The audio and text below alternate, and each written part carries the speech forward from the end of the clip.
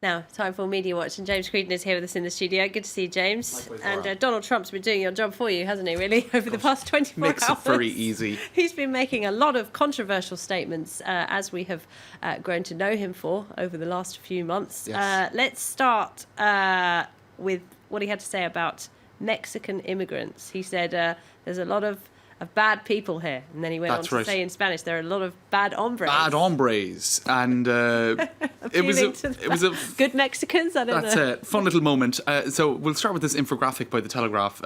Even when people are trying to do it seriously, they can't seem to do it seriously. That's a really bizarre profile of Donald Trump. We have some bad hombres here and we're going to get them out. And it's obviously turned into a slogan and a T-shirt. It's also turned into a rallying cry for bad hombres with American citizenship to go out and vote against Donald Trump. Right. And then it sounds a little bit like, now I didn't know this, ombre, bad ombre, it's a sort of a type of hair. Yeah. You recently had your hair done. You No. don't have ombres, though. This is completely natural. Right. No, but what I'm talking about But is I this, am aware of that style. Oh, right, dear. Yeah, which you that is- didn't opt for, and I No. think that's a good idea. But in any case, bad hombres. So it's this kind It's of. that dip dye, I think they call it. Thank you, because I wouldn't know any of the technical terms for this. No. But in any case, some people even saying that Donald Trump has a touch of the old bad hombre going on. Anyway, moving on to the Definitely other. two-tone. Moving on to the other sort of nice expression that has ended up becoming a sort of a couplet with you've got bad hombre and nasty women.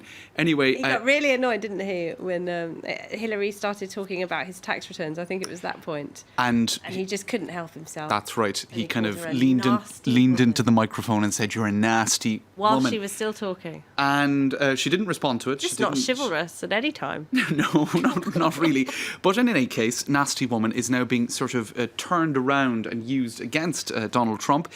By the end of the evening, it became an empowering phrase. Take a look at this by Vox magazine. They've even sort of spliced it together with a video that looks like a sort of, what would you say, a fashion or perfume type video. But I'm not sure if we can see it at the bottom there, but a lot of issues that women might be concerned They about, missed such out as... one of his most famous phrases about women. Which was? Grab them. Oh, that's right. They didn't include that. No. But in any case, what did also happen is nastywomengetthingsdone.com was set up and it redirects to the Clinton campaign's website. So there you go. People are getting very creative. Now, some did take the nasty woman hashtag literally and seriously in a bid to criticise Hillary Clinton. One of Trump's points of criticisms was the Clinton Foundation taking money from, for example, Saudi Arabia, where the treatment of women isn't great. But most of that comment online was really mocking Donald Trump for that. You can see this image, as I said, tying those two expressions together. I'm sure that's going to happen somewhere. Maybe not in the Trump Tower. Brilliant. So there you go.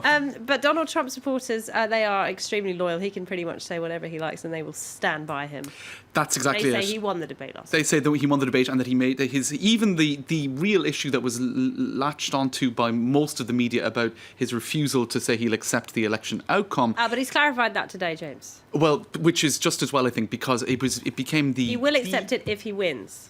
Well, there you go. And I suppose what he's saying, or what he was saying last night, is it'll depend on whether or not the election is rigged. In any case, that was the talking point after the debate. It was what all of the networks were talking absolutely. about. All the websites were talking about. It led to this editorial in the New York Times saying that he has contempt for democracy. But as you pointed out, his allies and he himself say, look, you can count on him for a peaceful transition of power. But it became the issue, apart from the slogans that I was just But that's talking not about. what he said. that He everyone said latched onto. he will accept it if he wins. Right. But it left all of his spin people sort of scrambling they've had a to busy explain Kellyanne exactly. Conway has been on almost every single American network trying She to should explain. probably just do the debates instead of him. Can I say that? Maybe not. Anyway. Okay. Both of them referring to each other as a puppet as well. Hillary Clinton, she did get the odd jab in. She did get the odd job in. So she was basically saying he was a puppet of Putin, who is thought to be the most likely person behind the WikiLeaks data dump, which has been very negative for Hillary Clinton. No, you're the puppet, Trump responded. Cue images of puppets all And they're over both Muppets. social media. They're both Muppets. According to this picture. And Donald Trump then seems to have misunderstood, or at least whoever's moderating his Twitter account, what a Muppet is, because that's not a Muppet, that's a cartoon. But anyway, Crooked Hillary is nothing more than a Wall Street puppet. So Hillary's puppet, or Putin's puppet, or Wall Street's puppet, they're each accusing the other of being puppets of some kind or another. What is bigly? Well, would you believe it is, in fact, a word? He has used it on a number of occasions, saying, we're going to win bigly, or he'll add it on at the end of a sentence. And his son was saying, no, he's not saying bigly, he's saying big league. Oh, right, big league. But he was, in fact, it appears, saying bigly. Now, it ended up becoming this huge search on social media, people saying, does this word actually exist? What is he saying, bigly? It does exist. The Merriam-Webster dictionary is pointing out that it does exist, but I think he actually kind of got lucky, because it's not a word that anyone really uses regularly. I think it's quite an obscure term. Maybe in New York they use it. I don't know. Maybe. In any case, he also mentioned at one point in relation to Syrian refugees a swatch of land. Nice. Now, he meant a swathe of land, I think. It's a material swatch, isn't it? And it's also a Swiss watch. Yes, yeah. But anyway, so he did get a bit tongue-tied.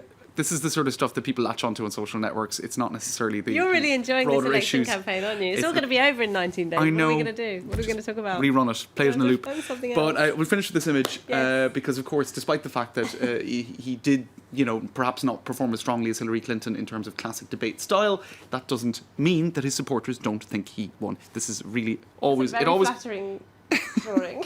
Well, it always comes down to subjectivity with this particular election. It's like people see what they want to see, and they see their candidate having performed well on the points that are dear to them. And so bad hombres and nasty women. That's what we want that on toilet doors everywhere. Okay, James, thank you very much indeed. Always a pleasure.